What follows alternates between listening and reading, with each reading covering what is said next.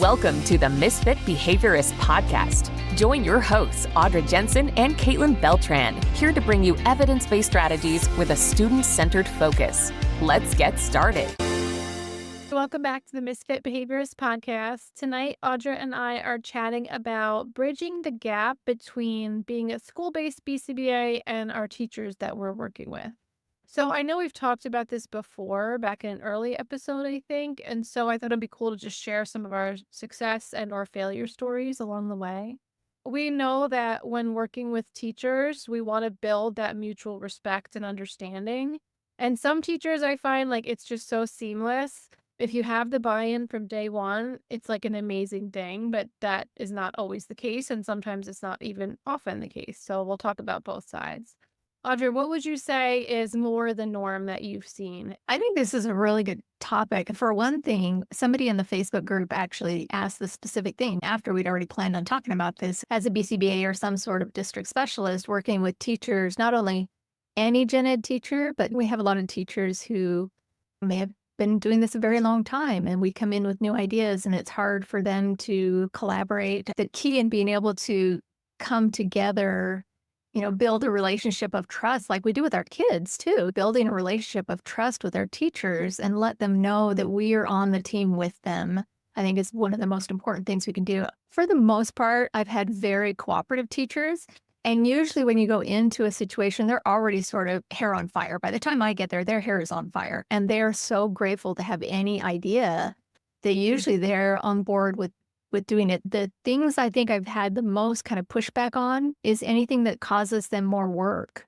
And I totally understand that because they're managing an entire classroom and then they have different behaviors, and they have behaviors in their classrooms of students without IEPs. In particular, after COVID, these last few years have been significantly more behavior type classrooms, just typically developing kids.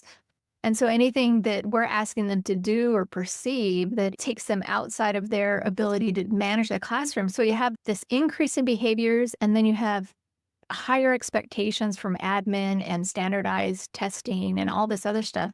And our regular teachers are overwhelmed. And so I think the goal when going into a situation like that is to really build that relationship. What can we do to help your situation? What's something small that I can do to help alleviate that burden that you have? And I think that's the biggest improvement I've seen. And as far as like people's attitude about us coming in is being able to let them feel like, I recognize your plate is extremely full.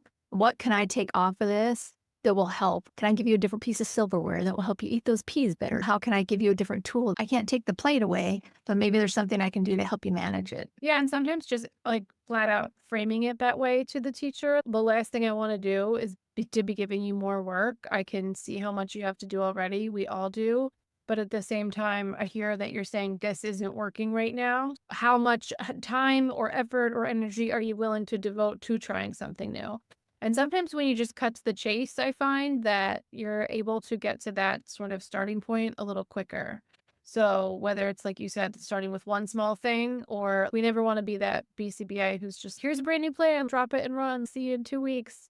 We know that's not going to do it. But at the same time, we don't want to go full on the other way and say, oh, it looks like you're just so busy. I don't want to add anything to your plate. So I guess I have no value here. So we want to toe the line between hearing what they're saying, like what you mentioned, a couple words like that trust and respect, like respecting their time, respecting how hard they're working, even if it's someone you don't really see eye to eye with or don't maybe align with the strategies they're using currently, but hear their frustration, hear the problem, and then also acknowledge that this is a safe space, because a lot of times I'll have teachers who say, he does this and he does this and does this. And then it's almost like they catch themselves. I don't mean to just be complaining the whole time. And it's no, that's okay. Get it out. We're all human. I want you to trust me, and I want you to feel like you can talk to me openly so that I can talk to you openly so that we can come to that mutual understanding of trust and rapport, and so that I can help you. But sometimes just cutting to the chase and seeing like how much they're willing to try one piece at a time can be really helpful. If you've coming in from the clinical background or you spent a lot of time in clinical, and coming into an education setting is very different, and keeping in mind that their ability to do what we could do in a clinical setting is going to be very different. That's that one thing. And then also watching the type of language that we use, that we don't become to sound like the doctor that comes in with these really big words and stuff. Just talk normal speak to teachers because, they're really smart. You don't need to act like you're smart by having really big words. Use your regular layman's terms with them, and that would help alleviate some of that stress. We certainly don't want to alienate anyone by being like, so what do you think about a DRO? Using those teacher-friendly, people-friendly terms and really reminding ourselves too, I'm not like dumbing things down. Like they are just as educated and smart and know things just as much as I am, just from a different lens, like from a different background. Like, they're the expert in this kid right in front of them. I might be the expert in behavior modification in my area, but I don't know this kid half as well as they know them. So I want to really tap into their knowledge and expertise, and so that they'll allow us to tap into mine as well. One of the ways I found too to do this is like we talk about the trust and building that relationship, not just with students, but with teachers. And I know we talk about like the compliment sandwich or the feedback sandwich or something like that. And I don't think it has to be so formal or such a pat thing, but just genuinely looking for the good and complimenting them where you can, especially I find to other people. So if I start working with a new teacher that I don't really know that well, I do try to look for one or two things I really value that they're already doing. And then I make a point of not only saying, wow, I love how you diffuse that situation. That was handled so beautifully. But then if somebody like a team member walks by, if an admin walks by, or if an admin just checks in with me, how's it going? I'm like, yeah, we're just getting started. But so far, I already see eye to eye on this, or I love how they're using this strategy. And I'm not saying just so that gets back to them in an unnatural way, but just so that they see that you really are on their team and you are a person of trust and who is looking for the good in what they're doing. Especially if you can get an admin or somebody within the earshot of the person and be able to make that compliment toward the admin where they can hear if they come into the room at the same time saying, I just love this thing that she did. I'm going to take it to the other kids that I work with. That just beefs up that ability and that respect and feeling that they get inside too. The thing I was thinking is that a lot of the strategies we use with our learners, we can use with our teachers too. We talk about mirroring back emotional states and stuff. And you go into a teacher working with them, and you can tell they're frustrated and stuff, just mirroring back some of that we have taught parents to do with the students. I think it's really important that we do it with the teachers as well. As I can see, this is a really challenging student. I recognize that. So things like that, using not really first then, hey, let's work on this little thing. And then you don't have to say, here's your first then chart. But a lot of the strategies you use are just good behavioral strategies for everybody and something that will work with even the teachers you work with. I was reading that book that you gave me a while ago, Never Split the Difference. It's actually fascinating. The FBI negotiator. Negotiator, yeah. So he's a fascinating job. And it just related so much to what we do or like human psychology. He talked so much, and I was really trying to take pieces of it back to what I could use in my own day-to-day practice. And when he talked about talking less and listening more and asking more questions, and then those validating statements, and a specific point that he made, instead of saying, I'm hearing that you're saying this, like where it's okay, it's still the frame is on me, like I'm hearing and the takeaway that I'm getting is this, and more just flat out saying, so it seems like this is really frustrating. It seems like he leaves the classroom all the time. It seems, cut to the chase, this is what's happening.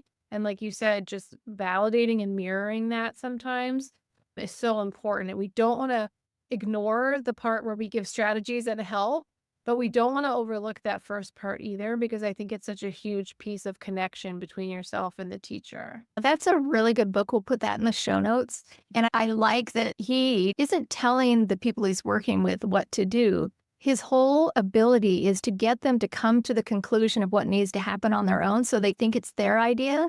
And we can do that with teachers. We do know some things that need to happen in certain situations. We do, but we don't want to just go in and tell the teachers what to do. We want to have them come to the same conclusion that we've come to, but in their own way, so that they're at the table with us. And so that book is really good in helping that figure out two negotiations coming together for one group decision. And then the decision you make is you've made it together, and now we move forward. It's so much easier that way.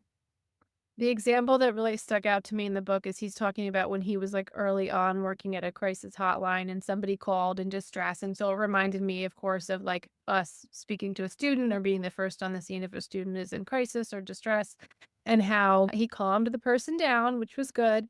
But then after that, in his mind, it went really well because he was able to give these really powerful suggestions. And the caller was like, Oh, okay, I'll try that. I'll try that. And he felt like the person was really listening and he gave great suggestions. And so he thought he was going to get this like glowing review from his supervisor. And the supervisor was like, that was the worst call I've ever heard. And he was like, what are the chances that you just did a 180 on this person's mindset in like the 10 minutes that you talked to? Now they're really going to follow all those suggestions. And he was like, but they said they would. And he was like, well, did you ask them enough questions to know how they got into that headspace in the first place? How could all those suggestions even work for that person, or in this case, our learners or our teachers, if we haven't taken the time to understand what led them to be in this headspace or what led them to make those choices they did in the first place.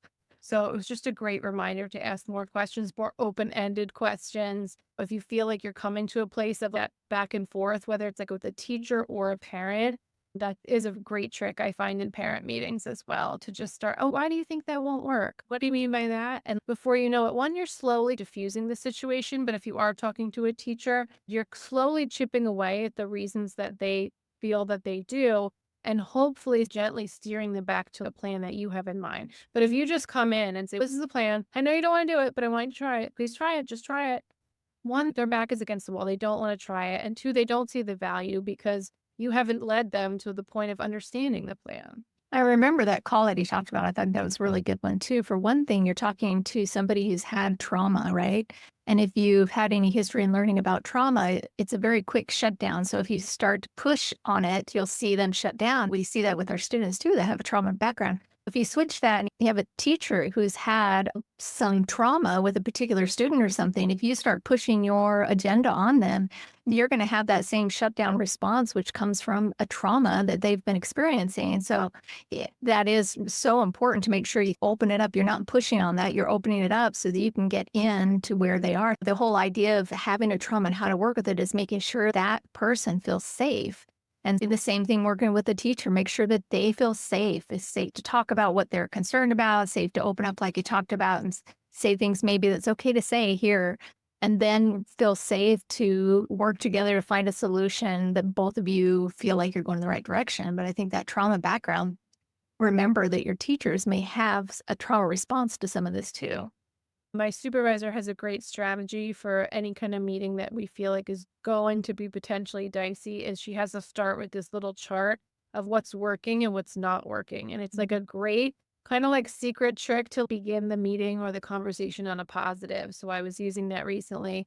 And I thought, if you're working with a teacher or like first meeting with a teacher or about to meet with a teacher who you know may have some resistance, it's almost like a Jedi mind trick. Like we're forcing them to get into this more positive headspace rather than saying, okay, after you describe the behavior, of course, and you validate, when we talk about strategies, what are some things you've noticed that do work? When he has a great day, what are some things that you've noticed that, oh, that was helpful? That one strategy, like one time, yeah, it was only one time, but I did see this work.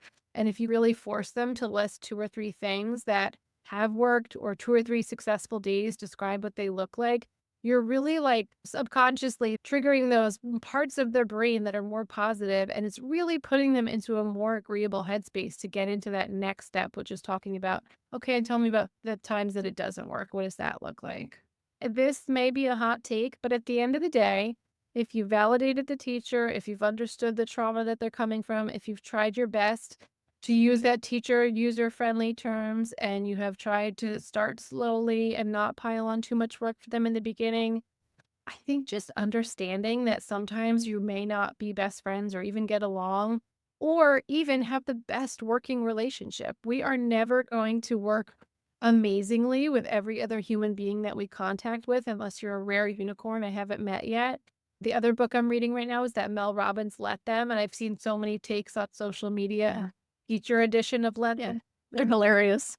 So funny to the student or to the parent, but it also applies to our colleagues, right? If I try my best and we walk away and I think to myself, oh, they are probably just thinking, I don't know what I'm talking about. I've never been in their shoes.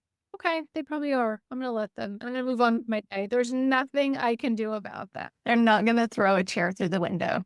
It doesn't mean let them walk all over you. It doesn't mean let them trash you all over town. It doesn't mean walk away and never go back to them and try to help them. It just means understanding. And I feel like it did take me a while when I was younger and I first started out to get to that point of I'm never going to please everyone. We all know that, but we all also logically are human and think, what more can I do?